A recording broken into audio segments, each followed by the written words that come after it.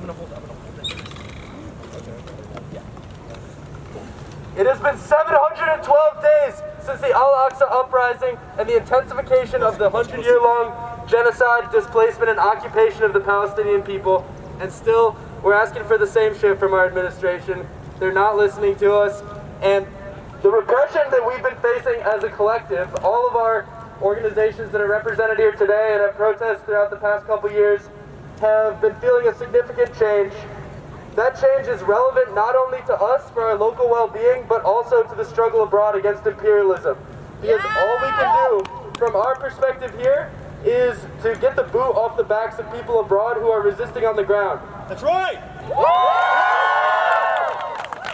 When the administration of our government, when the administration of our school institutes extremely repressive policies that make it dangerous for people to protest, make it dangerous for people to organize, it makes it a lot harder for us to do the material things that actually do work abroad. Like if we want to disrupt supply lines, if we want to damage the logistics of genocide, then we need the latitude to organize with people and make it possible for that to happen, which has not been happening. That's right!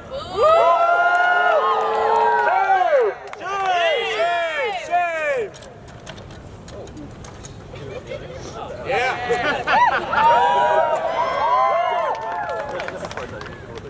All right. This is an open letter from SJP. I don't know if anyone's read it yet, but it's on the Instagram if you guys want to check all the sources and make sure we didn't lie about anything. They did it! It's good! All right! We write this letter to outline the context in which we are operating as UIUC's administration changes and the university's investments remain the same. To our new chancellor, Charles Isbell, we ask that you clarify your position in a historic moment that will define how you are remembered as a leader and as a member of our UIUC family.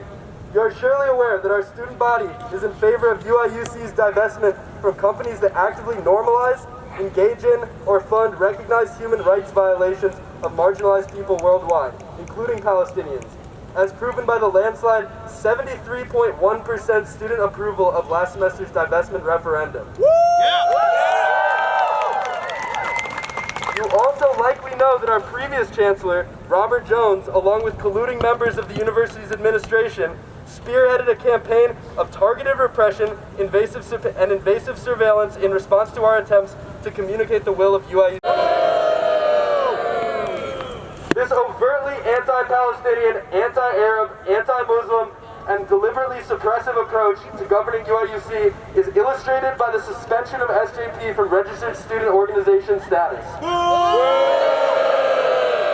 And by the mistreatment of our students and community members who have been disregarded, faced with disciplinary and legal retribution, and brutalized by police officers.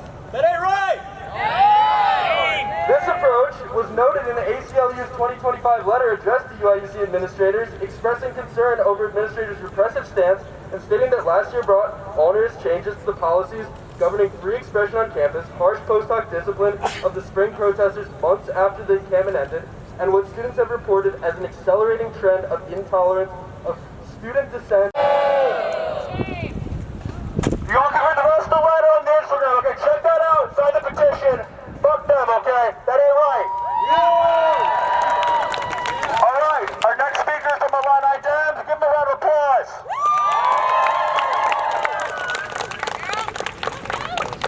The people united will never be defeated. The people united will never be defeated. The people united will never be defeated. The people united will never be defeated. Yeah!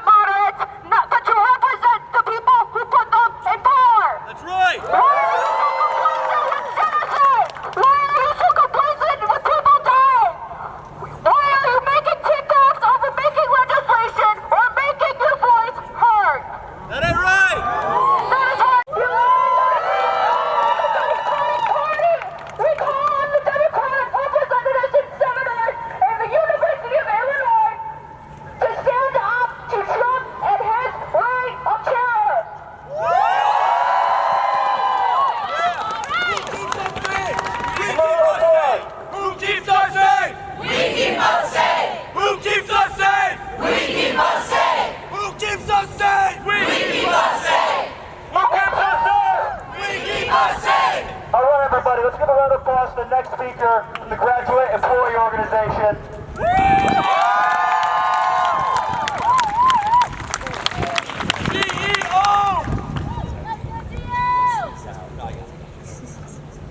Hello, everyone. My name's Matthew. I'm a member of the Graduate. Can you hear me now? Yeah. Okay. My name is Matthew. I am a member of the Graduate Employees Organization. I'm filling in for our Solidarity Committee co-chair, Emma, who could not speak today. And I thank you for showing up to hold the university accountable, to promise steps toward divestment, and to demand that the university administration actively respond to the needs and concerns of our student body and our workers. Oh, okay. In a time of escalating environmental degradation and rising authoritarianism, our university stands today as one great example of institutional climate and justice hypocrisy. As the labor union progresses of our groundbreaking research and the knowledge generated by faculty and graduate workers, research and knowledge that's led to clean technologies, climate policy innovation, and a deeper understanding of the impacts of climate change. And yet, the university refuses to divest from corporations and institutions that are fueling our climate crisis and directly funding genocide. Shame! Shame! Our university regularly frames itself as an agent of change, a force for social progress, and more equitable communities. And yet, it has done little to actually stop the unsustainable consumption leading to our planetary degradation and worker exploitation, and which is ultimately endemic to the vicious cycle of global capitalist greed. Yep. Shame! Shame! Workers without notice. That ain't right!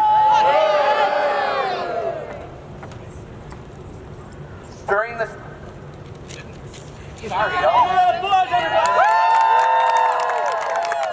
During this time of climate and social crisis, and during a time where climate change continues, the university's hypocrisy comes as no surprise, as just this past year, they were reluctant to give AFSCME workers, the lowest paid workers at this university, a meaningful wage increase. Shame! Shame! The university's hypocrisy comes as no surprise, as just last year, they forced food and building service workers to strike due to the university's unwillingness to present a fair contract.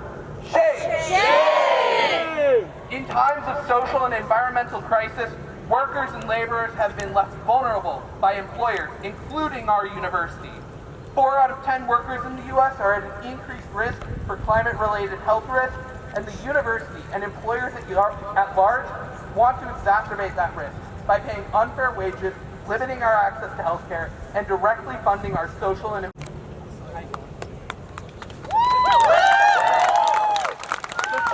calls on all of us today to continue to engage in the collective power of solidarity and will never be defeated. The people united will never be defeated. The people united will never be defeated. The people united will never be defeated.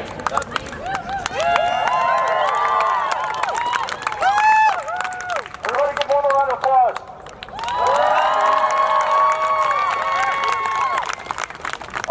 Here today, not just to protest the environmental responsibility this university has to divest from fossil fuels, but to demand justice for their current and future complicity in violating human rights for vulnerable communities here and throughout the globe.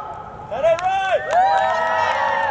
As fossil fuels have sped up environmental harm, millions have been displaced by droughts, floods, oil spills, and striking heat waves, and that have left many climate refugees with no home to return to. Our demands to this university are not just for this campus, but for those with generations of history erased by climate disasters, for indigenous communities fighting to protect their sacred lands. They are for frontline communities in the global south who are the first to face the consequences of climate change.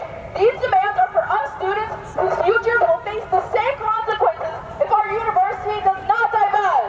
That's right!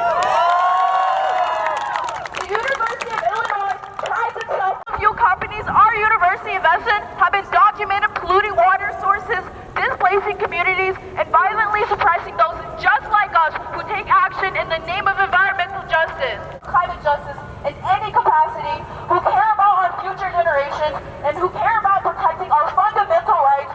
We will not rest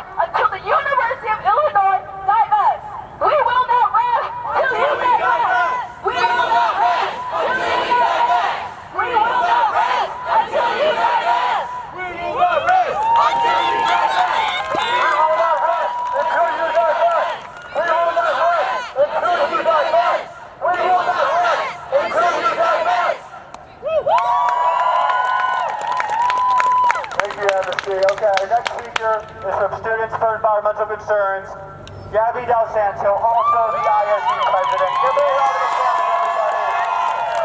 Gabby Del Santo, and for those of you who just heard, I am your SCCS Vice President, and I am also your Student Body President. I have a quote for you. Unless someone like you cares a whole awful lot, nothing's gonna get better. It's not. But some of us forgot as we got older. When some had to trade recess for careers, they forgot about the greater good. Where has that led us? Devastating floods, fire that chokes out our cities and destroys our habitats, and the highest rate of extinction caused by any one species in this planet's history.